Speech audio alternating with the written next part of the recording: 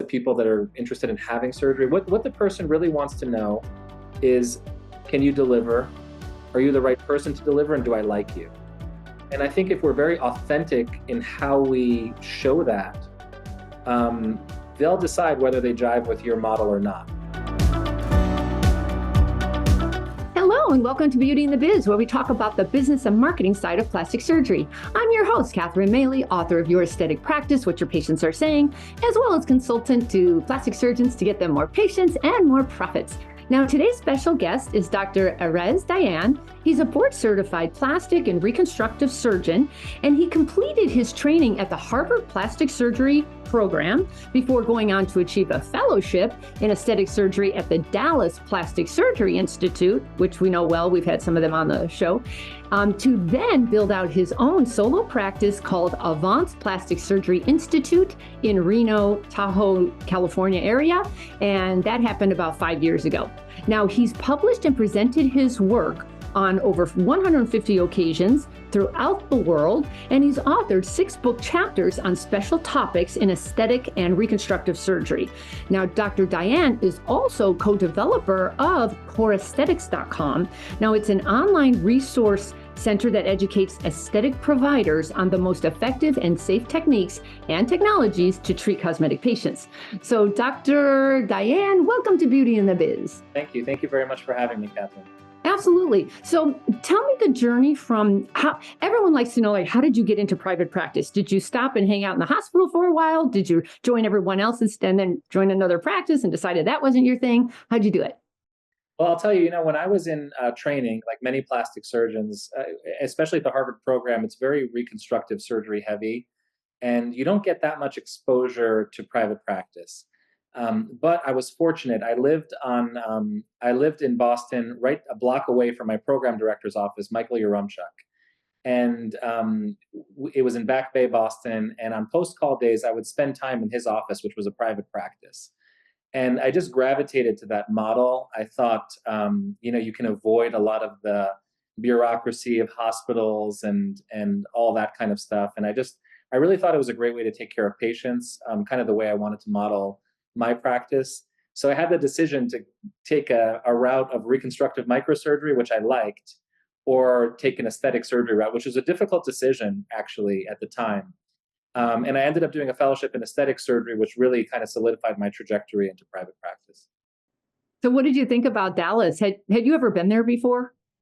Well, when like everything, it's like if I was going to pursue an aesthetic surgery fellowship, I really only saw 2 great avenues to really make that year worthwhile. And one of them was spending it in New York with, Sherelle Aston and Dan Baker and all of those guys at the Manhattan Eye and Ear Infirmary, or Dallas with Rod Rorick and Steve Bird and Jay Burns. And really, I felt that getting some exposure at that level would really set me apart, and especially in challenging, revision rhinoplasty cases. And we did hundreds and hundreds of very complex cases. So I was really grateful that I was able to train and learn from, and we traveled together to China, to Israel, to all kinds of places. So it was really a special fellowship year for me.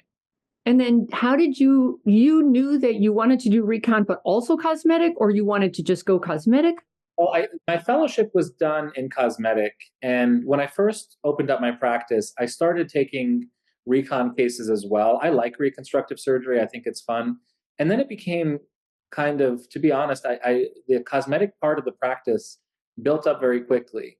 And the reconstructive part was a little burdensome in terms of just logistics and dealing with insurance companies and all the stuff that, nobody ever teaches you. So it was a pretty natural transition for me to just cut out the reconstructive insurance-based part of our practice and make it solo aesthetic. Now, I do reconstructive surgery on a pro bono basis for breast reconstruction and things like that, just because I like it and I like the patient population. And I think it's important, not just to the community, but also to the perception of plastic surgery as a specialty. But as far as the insurance thing was just too, frankly, it was way over my head as far as managing it and tracking it. And it was just too much for us. And it was just unnecessary at a certain point. It's very difficult to run both well. in the same Right, practice. right. So how did you end up in Reno, Nevada? For those of you who don't know, like I'm in Sausalito, California, so it's right over the Golden Gate Bridge. And a lot of us run up to Tahoe. Like Tahoe's nothing to go for a weekend. It's like maybe a 3 hour drive, maybe.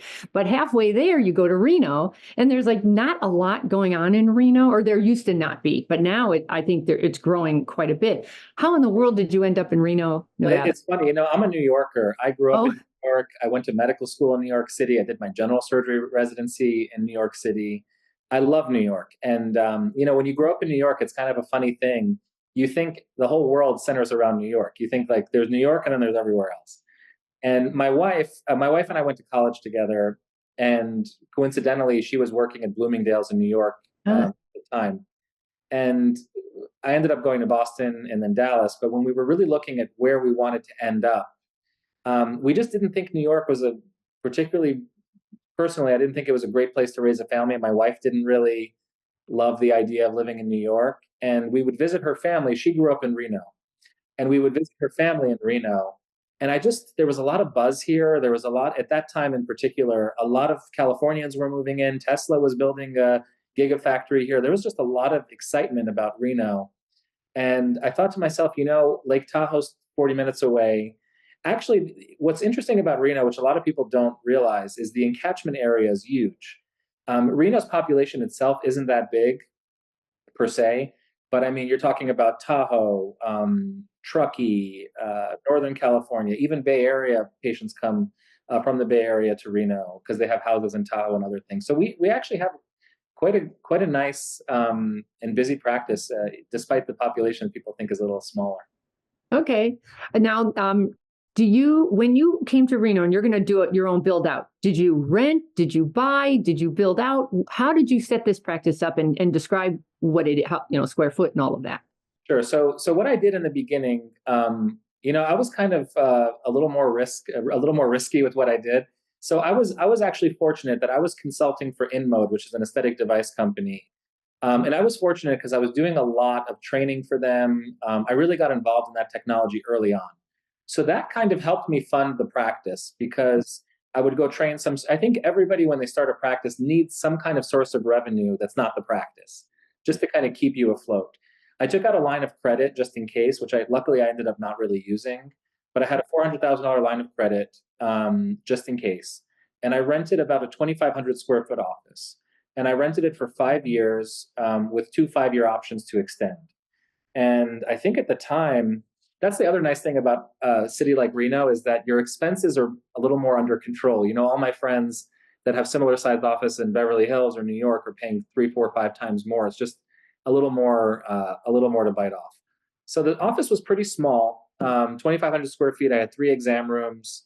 I had a little small operating room in there actually in the beginning that we ended up building out after a couple of years, and we got busy very quickly, honestly, which was great. And I think a lot of that's just the local culture. A lot of the surgeons were a little bit older. I think people were excited to have somebody new, maybe have somebody with my background and training.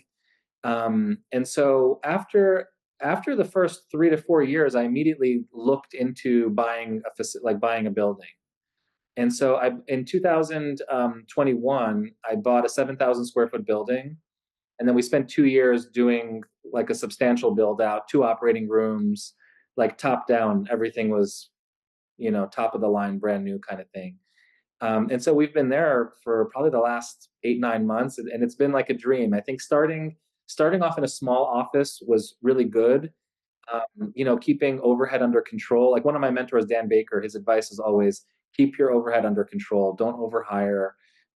Just don't, just be aware of where your finances are going to make sure that you're not in over your head. And I thought that was very good advice. There's the guy on Park Avenue. Yeah, Yeah. right. Although I'll tell you something, Dr. Baker, despite he's an internationally known plastic surgeon, he has a pretty humble office. I mean, it's probably 2,700 square feet. He probably has like 3 employees. It's not a crazy, kind of huge office. All right. Well, I mean, and his website also isn't interesting. So that's what I love about our industry. You can, it's branding and it's everything else. It's personality, mindset, who you think you are, who you want to be, your identity. It's everything wrapped in, and everyone's got their own unique way of doing this. But I think that was brilliant. I know you don't need my business advice, but buying, everybody on the podcast says their biggest regret was they didn't buy. Yeah. So you bought in the right place. I think a lot of people are still moving to Nevada. I think it's going to appreciate like crazy. You went for two ORs, so you have some room to grow there, and you do a lot with it. Good for you. So did you fill it up? Because buying a 7,000 and building it out is one thing. Filling it up with staff and patients is another. So how's that going? Well, I mean, what we did, I don't want to be a jack of all trades, and I didn't want to kind of focus on too many things at once. So for me, my focus over the last 5-6 years has been strictly plastic surgery. And I do the injectable myself. I think patients appreciate it, to be honest. It's not a very high volume injectable practice.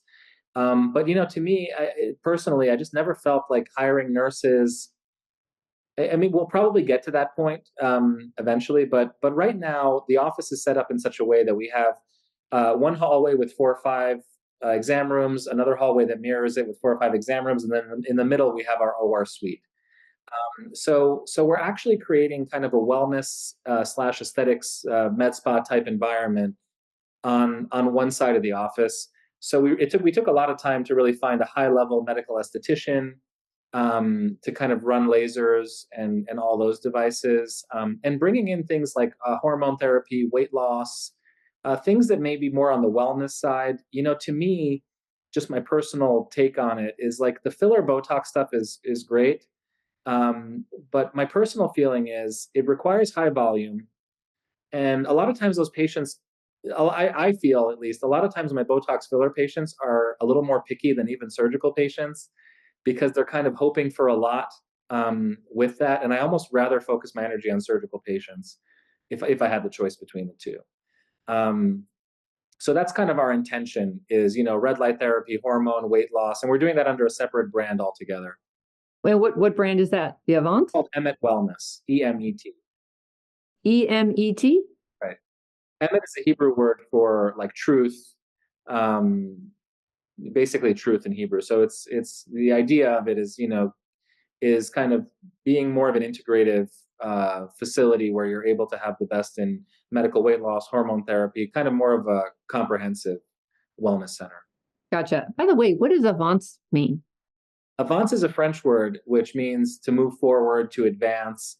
Part of the name decision, I can't even tell you, I mean, months thinking of a name and thinking of what it means. And because I didn't want to make the practice under my name only. In the event that we were to grow, I didn't want to have a challenge of, Mark doesn't want to work under Diane's practice kind of issue.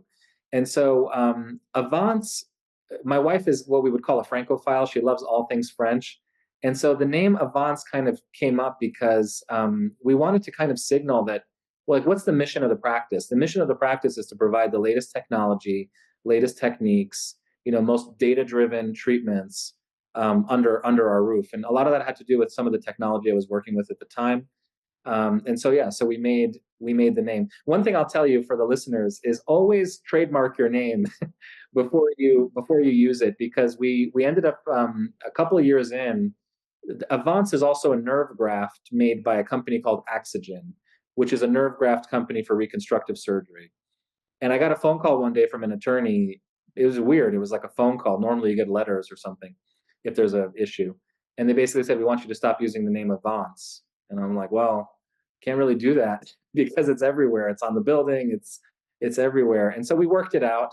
So we have a little disclaimer on our website saying we're not affiliated with Axogen, and I don't really view it as a source of confusion.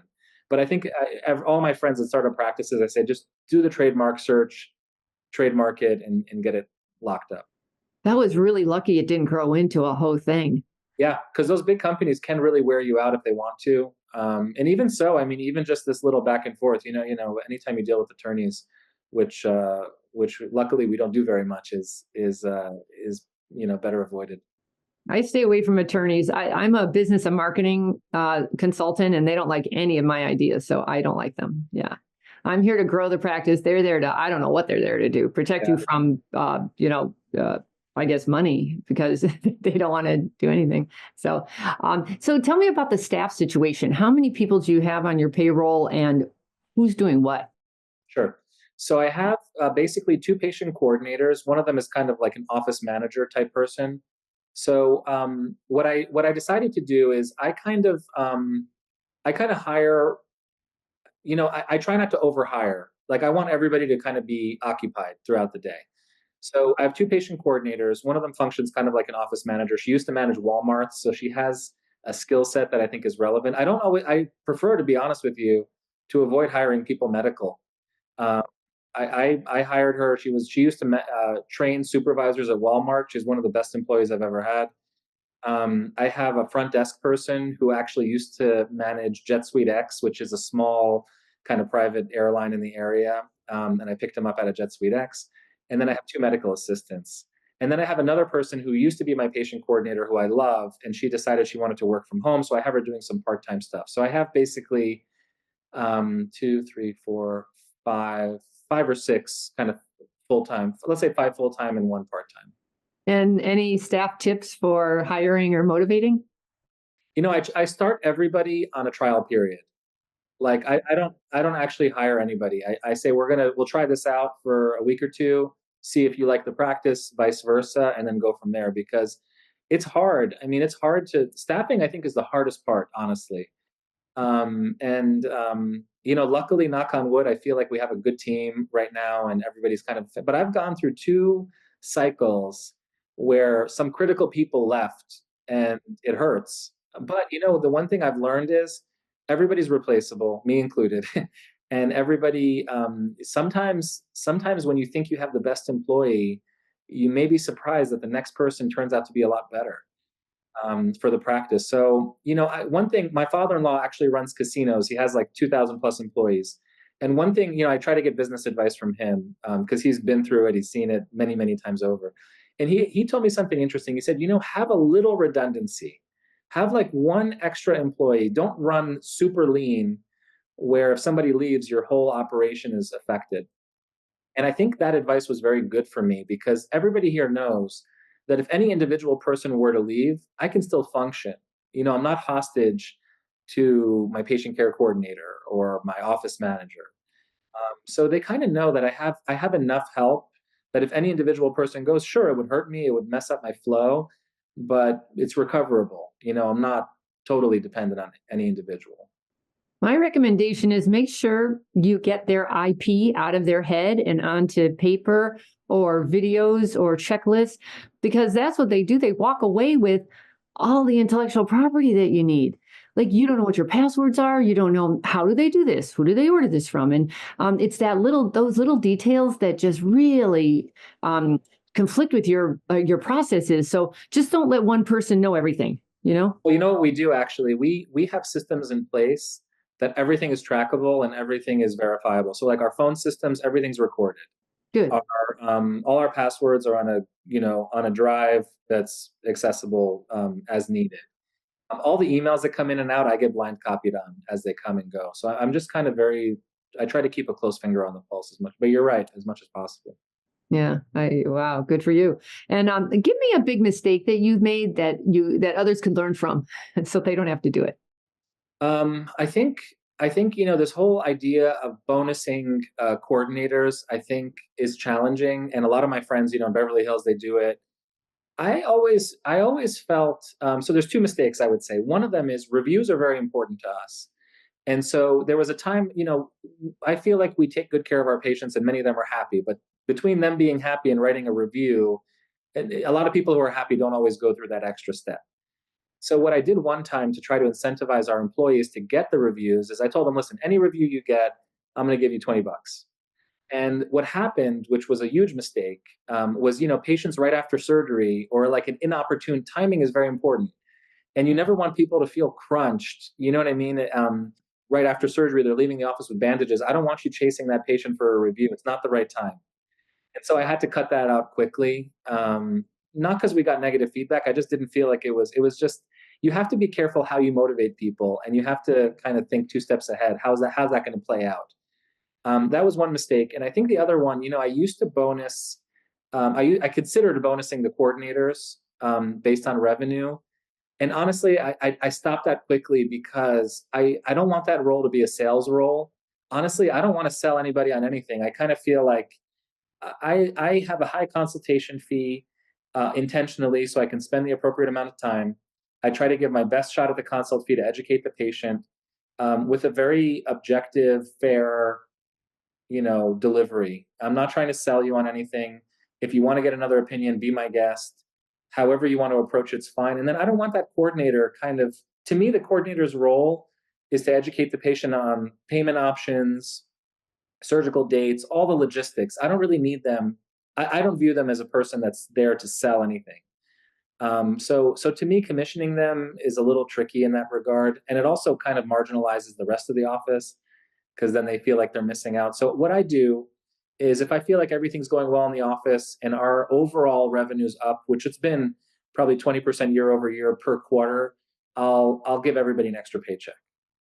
So to me, it's a more kind of team building kind of experience. All right, I will just tell you in my meanderings after working with surgeons for 24 years, and I came from a very solid sales background in corporate, and it was commission based. I came from that world, and here's what I have learned from this coordinator position: you're trying to find somebody who's not afraid to nudge or get the patient from A to Z. If they're not incentivized, they don't ask the extra question. Like there's the coordinator who says, "Oh no, I don't want to be pushy or salesy." And frankly, I train all day on this. I never want somebody to be salesy. That's exactly why I train on, we're going to do it a different way. It's going to be conversational. However, most human beings need that incentive to go the extra mile. Otherwise, they hand the quote to the patient. They say, so what do you think? Oh, okay, you want to think about it? No problem. And they're gone. So it depends on your conversion rate. I have watched coordinators change overnight. When I want them to follow my structure and they're resisting it, I say to the doctor, I'm having trouble here. If they would just follow my structure, they won't have to sell anybody anything. They're servicing a patient who came in with a problem and you have a solution for them. So I'm torn by that because I watched them overnight change their tune so quickly. No, and honestly, maybe that's something we should revisit. I mean, these are the kind of things that people in your position are very helpful for because you have that perspective. I'm kind of doing a trial and error. Well, you know what? The answers are in your numbers. So if you have a conversion rate of, I'll say this, if you're converting at least 70%, you're in pretty good shape. I could still bump it up from that. But if it's anything under that, you're leaving way too much money on the table. We're about 70% right now. Okay. So, our CRM gives us some of this data. So basically, the consult fee we have is high, and I kind of did that intentionally. So we lose probably 60 to 70% just on that phone call initially because they don't want to pay the consult fee. A lot of times they don't want to pay the consult fee. But after that, of the 30% that we get, we do have about a 70% conversion rate. Yeah. I would say there's still a lot of room on the phone to make that happen because my guess is, because I listen to phone calls all the time, there's no pre-framing you. You're just throwing this number out and they're like, what? I'm not paying that. True. It's just such a like a trigger, for people. I'm not paying that. I don't even know this guy. You have to show the value. Yes. Everything. You have to show somebody the value and don't take it for granted. You may know how great you are, but they don't know how great you are until you tell them, but you tell them in a nice conversational way.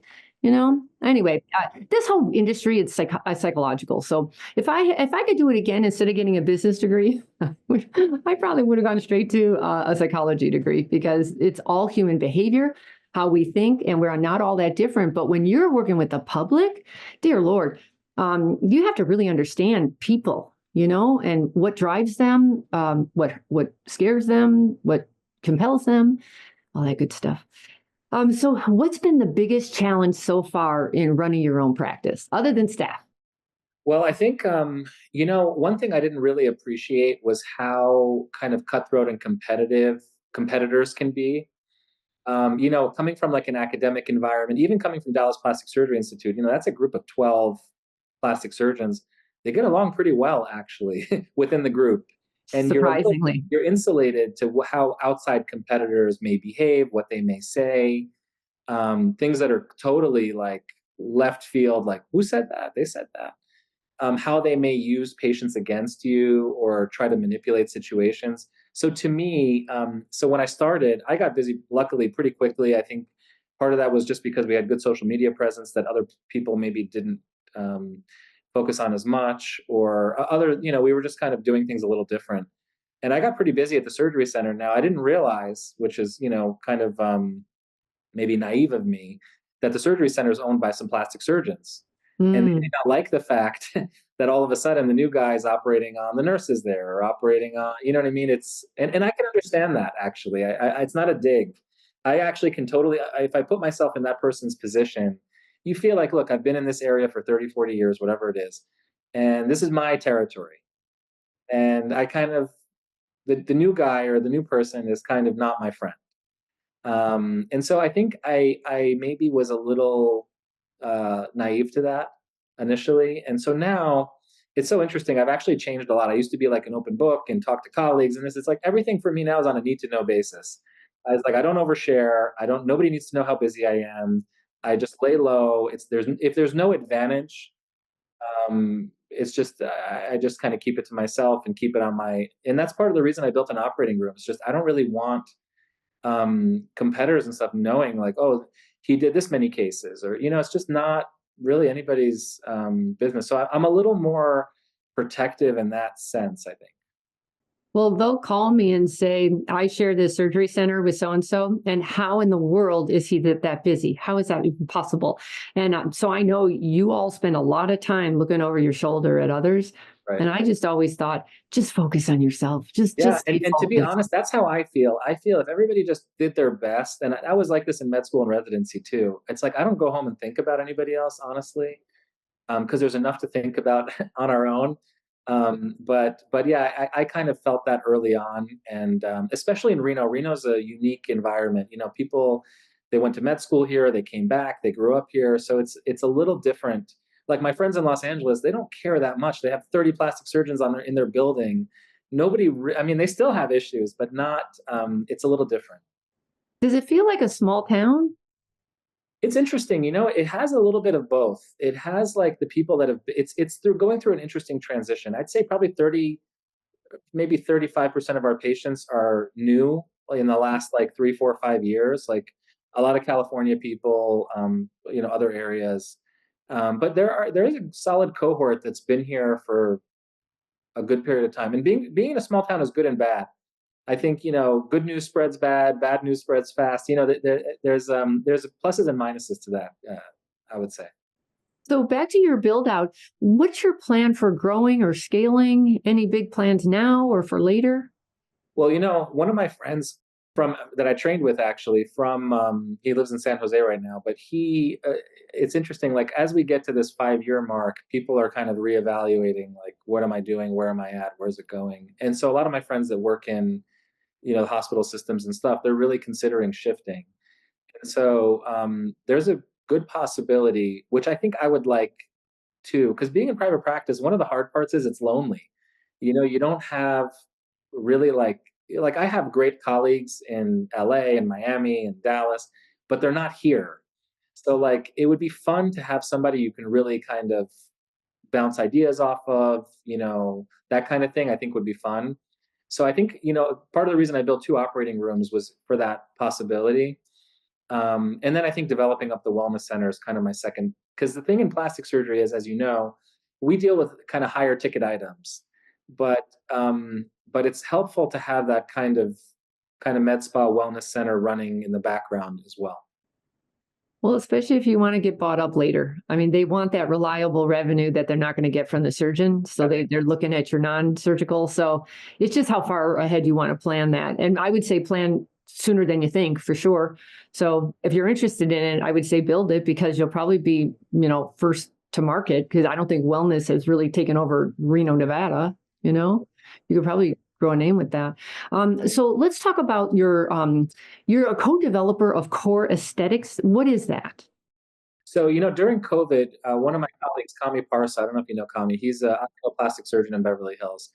We had this idea. We were doing some work on filler complications. We actually we just published an article in ASJ about Aesthetic Surgery Journal about filler complications around the eye and around the tear trough area, how they're more common than we think. And we came to realize that, there's not great standardization and training, especially for the nurses, nurse practitioners, people think it's like, let me grab a Botox needle and, kind of go at it. And I think the purpose of this was to provide kind of educational content. So we did a course on the 5-star patient experience, actually, where we brought consultants from Disney, Ritz-Carlton, really high level, like non-medical space, on like, and this is stuff we wanted to learn too, like what's the best practice for patient experience? Like how do we have a consistent and solid patient experience? How do we deal with difficult patients? Like what's the psychology of it? Like what's the best practice? And that was helpful. And we did we did a course on filler complications.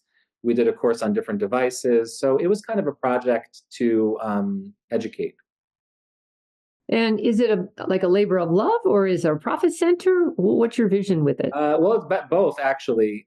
For me, right now, I'm kind of transitioning. So Kami is actually probably going to take it over because I just need to focus. There's other things going on. One of the hardest parts about being in private practice is time. There's zero time.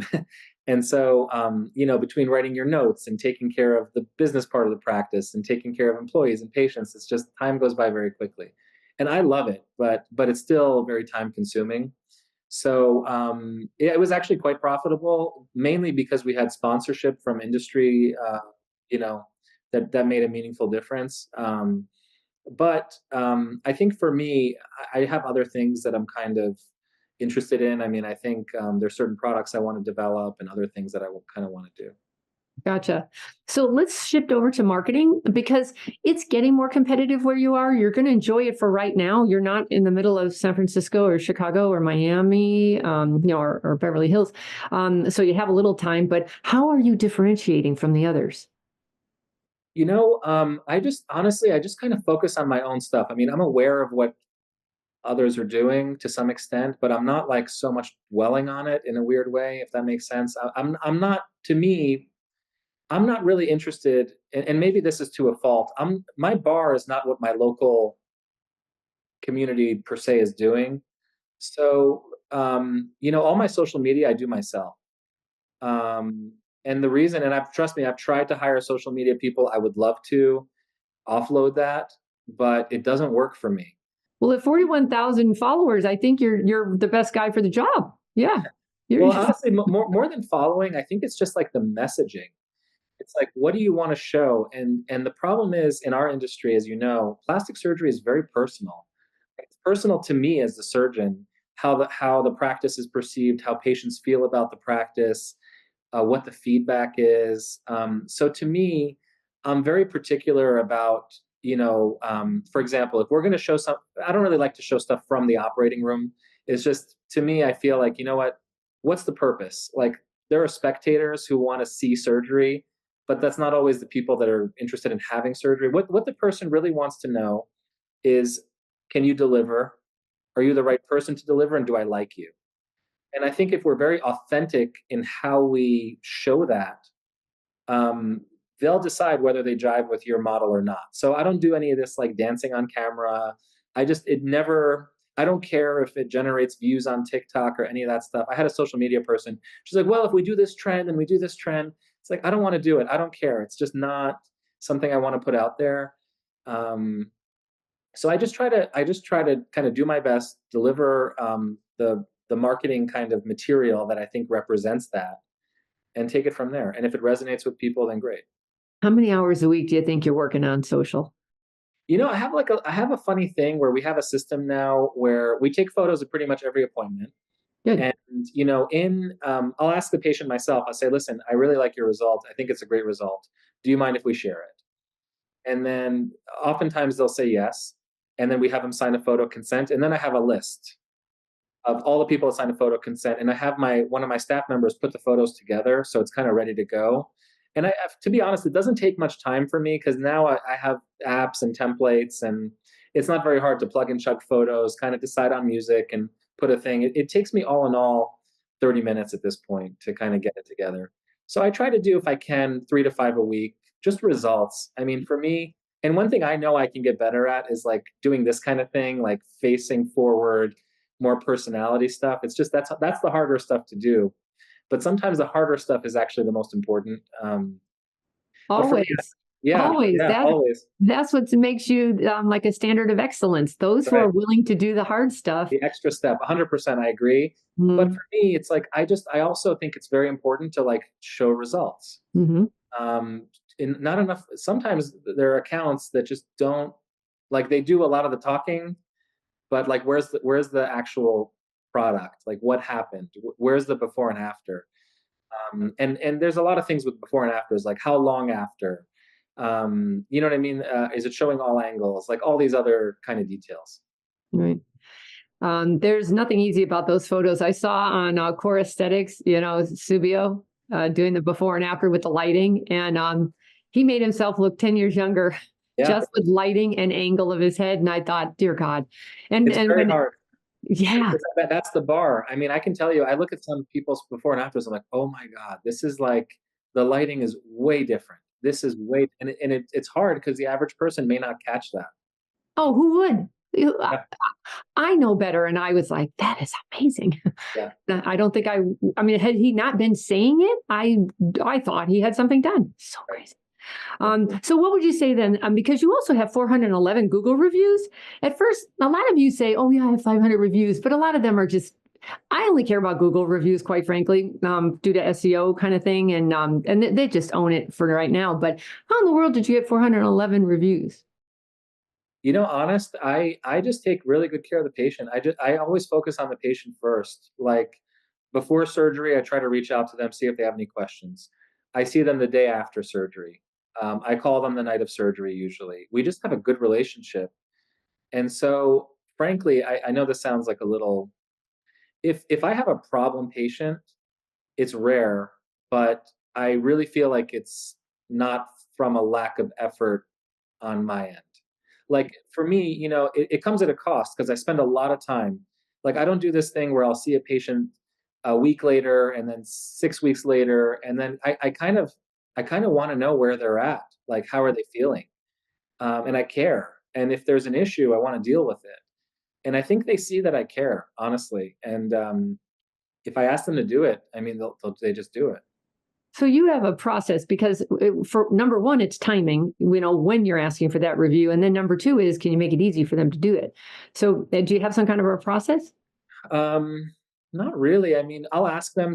I don't like to put them on the spot and ask them. So I actually don't do it in person. I'll send them an email. Here's the link. Really appreciate it if you took the time.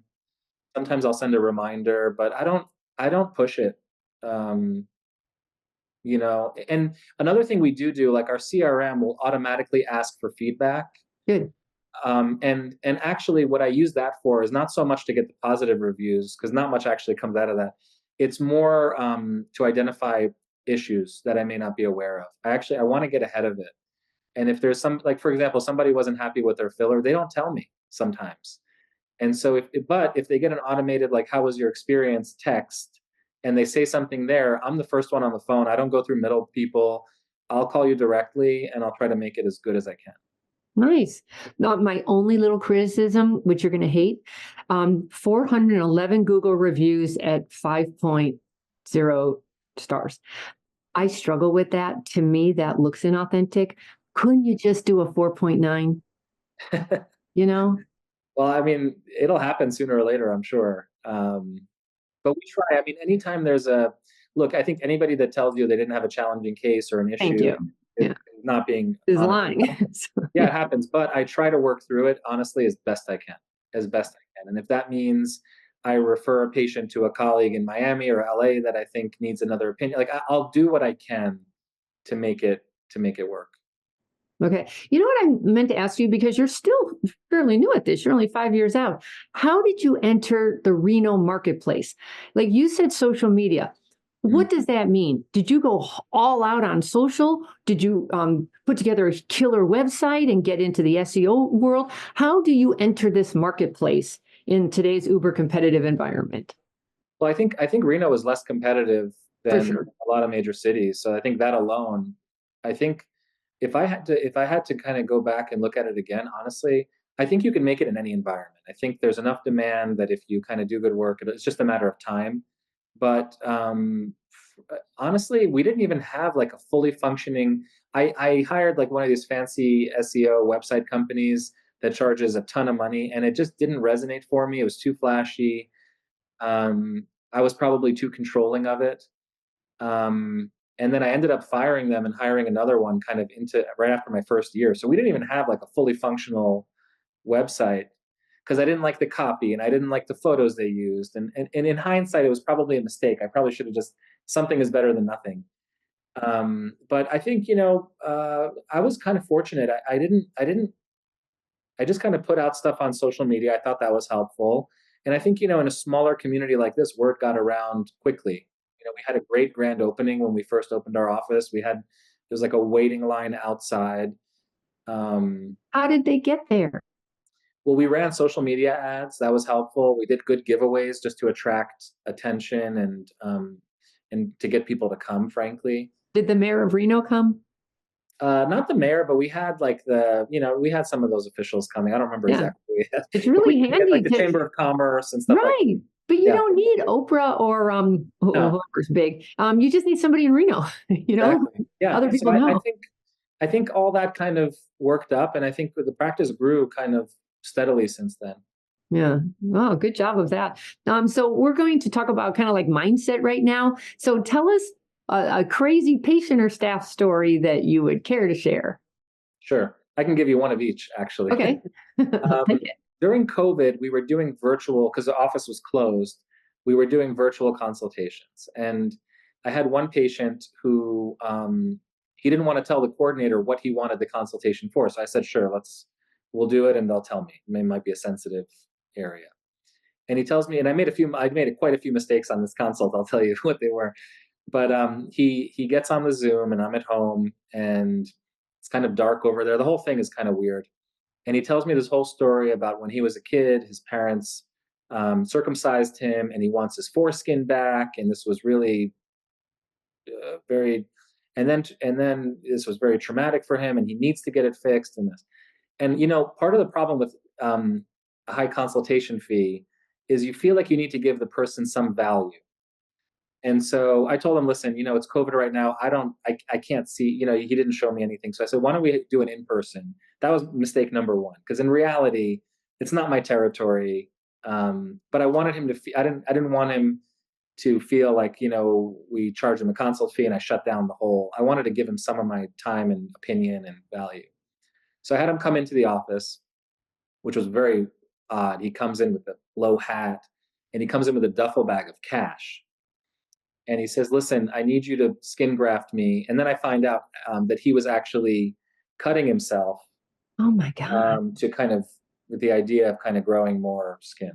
Oh my And God. so at that point, as soon as I heard that, I was like, "Listen," and still, I was like a little scared because Yeah. now this was turning into like a A whole psych thing. situation. So I said, here was my second mistake. I said, I cannot do surgery on anybody that's self harming, off off limits. You need to see a psychiatrist. And I made the mistake of saying you need to get a clearance note from a psychiatrist, hoping that no psychiatrist is going to clear this. And then he comes back 3, 4 months later with a clearance letter from some random psychiatrist Oh my God. wherever. And so at that point, I said, "Listen, I made a few mistakes here. The first one is I don't want to operate on you. It's not something I've done different. We actually, when I was in training, we did penis training. It's not the area per se that's the problem. It's just the whole environment of this is just not something typical. Um, I apologized to him. I was like, look, I feel like, I may have given you false hope. It's not something I want to take on. And I'll give you your consult back, whatever you want. And that's it. And so it turns out 6 months, he went away. And then 6 months, 8 months later, he wrote negative reviews for like 5 different providers, including me. Oh no. Um, and somehow actually Google took it down on its own. I think they just realized that this was like an odd situation. But that was the weirdest patient thing. And honestly, I was a little worried. Like, if I walk outside my office, is it possible he would jump out of the Right. bushes or something weird? Because the whole thing was just very emotional for him and difficult. And Oh, so that yeah. was That's how you could have gotten your 4.9 review. that would have done it. Yeah. And then the craziest staff experience, which was a total weird fluke. It was a Friday, 5 p.m. Sometimes I try to see consults at 5 just to offload a wait list. And I'm in there with the patient talking about a facelift, and my staff member knocks on the door, and she looks terrified. And she's like, "You need to come with me. You need to come with me." So I get out of the room, and I smell smoke. And I said, "There might be a fire. I mean, maybe there's a fire." She brings us back to the operating room suite, and she told me somebody walked in with a cigarette and pulled a gun on her and took her cell phone. Oh my God. Like, random, and never in, we actually were, our office is in quite a nice area in town. It was just a total random thing. And so long story short, some guy stole a gun, was hiding from the police, took her phone. They ended up finding him, luckily, but it traumatized my staff member big time. I mean, big time. And God bless her, she handled it amazingly well. She kept him calm. She told him, "Listen, you can't smoke in here. There's fire alarms everywhere. There's cameras everywhere." So he decided to leave on his own. But it was traumatizing for her. But we learned a lot from that, actually. We have these panic buttons now, I'll show you, that attach to our alarm system. So if I press this for like 3 or 4 seconds, it silently alerts the police to come. So I feel like that's a blessing in disguise. You always hear about crazy things happening here and there. So I think having all my staff members have it now. Mhm. We have magnetic locks on the doors, so to get in, you have to get kind of clicked in, Nice. which I like too. It's not a kind of place where people just walk in. So we're expecting you. You come to the door, and we open it for you. Did she ever come back to work? Yeah, she took a week off. She went through, some therapy and stuff. I think it really, was affected her deeply, and she still had to go to court to kind of, go through the whole Oh my process and all that. God. She had to face him. It was very, very hard for her. And of course, we supported her as much as we could and tried to make her feel safer with the magnetic locks on the door and the panic, everything we could do. But it was something totally unexpected and very scary. Could have ended up much worse. Yeah, wow. I'm surprised she came back. Yeah. I would be totally traumatized. Yeah. Yeah. Because that's not normal. Like, how many of us have ever even seen anything like that? Like somebody holding a gun? Well, Wow. he put it to her. I mean, he pointed it at her. I mean, because I have video cameras everywhere. I mean, we got all the footage, and he Oh held it up my to her. God.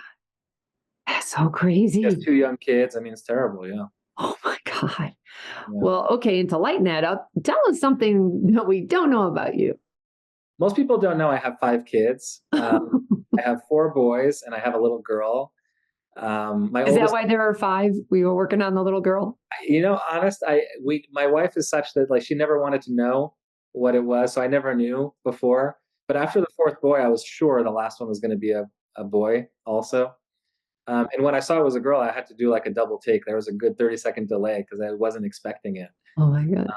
But yeah, the oldest one is 9. He's in third grade, and then the little one is almost 2. Holy cow. It's How do hard. you have time to do all that social media and the family? How I have, difficult is I that? got to tell you, when I'm busy and I have structure, I'm the happiest. Like, I need to, so like 3 days a week, something new I've been doing. I go to the gym with a trainer at Oh, 6 a.m., 6 to 7. He beats me up, at least what I perceive as beats me up. And then the other 2 days I'm operating, so I'm here at 6 no matter what. That's been very good for me. I regret not doing that earlier. Just mentally, it just puts you in a good. You feel productive early on, and then I get home usually around 6 ish, depending. Hang out with the kids, dinner, try to get them to bed by 7:38, and then I kind of use I kind of like the social media stuff, to be honest. I don't view it as work, so I'll kind of sit down on the couch, and instead of scrolling, I'll kind of make something and put it out around 8:30. It's funny. One of my friends was like, "I know you do your own social media." I was like, "How do you know that?" He's like, because you always post between 8:30 and 9. Like that's how he knew. Yeah, And I try to go to sleep by 9:30, good for um, you. because I think sleep is so important. I used to not prioritize it, and honestly, I feel it now. I told my wife recently, I was like, when I go to sleep at like an hour later, I'm irritable. Uh, my staff can tell. They're like, "Are you okay?" Like I'm just not my best. Well, forever, I do a lot. I went to a lot of internet marketing conferences and hung around with these gurus, and it was like, who can sleep the less, less hours. And I thought, this is silly. I'm no good on 6 hours. I really need at least 7. I prefer 8.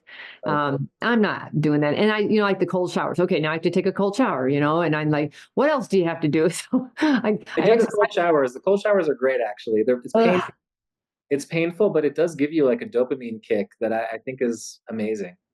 I'm only doing it because I'm afraid if I don't, I won't be successful. But I mean, I love doing things that I don't want to do. I force myself to do things. And I just think every morning I have to fight to do that. And I think, you know what? It's going to make me stronger and I'll be better for it. And I Yeah, don't I know. go through cycles too. There's certain days I'm like, I'm not doing it today.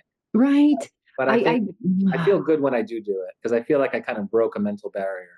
Right. That's how I look at it. I say, what, you can do tough stuff. Yeah, You big baby. And then I, shame myself into it. But right. whatever gets it done. But I'm Yeah, a major exerciser. I can't imagine not waking up and exercising. Like that is just what I do. I don't know where it came from. I did not come from that kind of world. I came from the Midwest where you eat, drink, and smoke. And I don't know what happened, but I love that.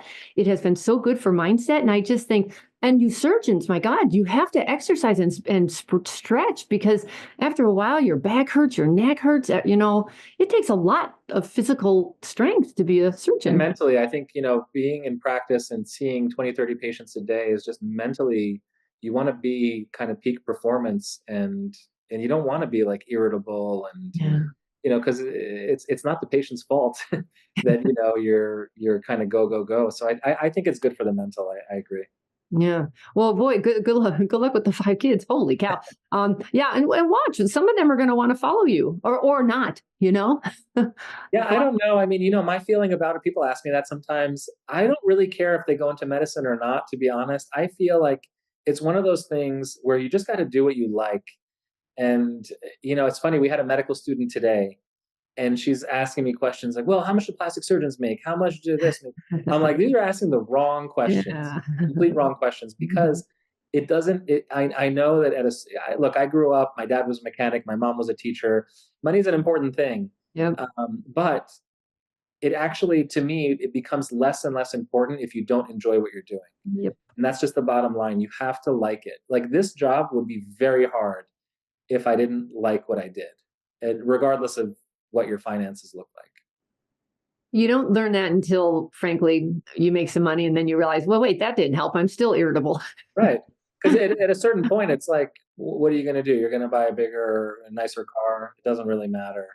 It doesn't change things that much, I think. I think you have to enjoy yourself and what you do for a living and the value you're adding to the world. And everyone's got to get there on their own path, Yeah. and their own pace. And that's what life's all about. We're trying to get somewhere. We're all trying to get somewhere, and half of us have no idea where, Right. and never do At least figure it that, out. Yeah. right? And on that positive note, so we're gonna wrap it up now. Your website, if anybody wanted to get a hold of you, is avantplasticsurgery.com. And then any other ways to connect with you? My email is just drdayan@avantsinstitute.com. Any other way, LinkedIn, Instagram. Instagram? Yeah. Instagram is Avance Plastic Surgery. I think it's 2 underscores. Um, or they could just search my name, ErezDayan. Okay, terrific. Thank you so much. It's been a pleasure, and Thank you, I my look pleasure. forward to watching you grow. Thank you. Thank you very Yeah. much. All right, everyone, that's going to wrap it up for us today. If you would so kindly review and subscribe to Beauty and the Biz, that would be much appreciated. And then if you have any questions or feedback for me, you can go to my website at catherinemaley.com, where I also offer a 30-minute complimentary consultation if you want some help growing your practice. And then you can also DM me on Instagram at Catherine Maley MBA. Thanks so much, and we will talk again soon. The fastest way to success is to model other successful surgeons who have what you want. but you can only see their results, not the path they took to get there. So you continue to jump from one thing to another, hoping to find something that will work for you too. But it rarely does. So try this shortcut instead. It's guaranteed to move you forward. I compiled my intellectual property to grow cosmetic revenues, everything I've gleaned over the years, into one playbook of the most successful practices and what they do to win. Go to cosmeticpracticevault.com and let's grow your cosmetic revenues.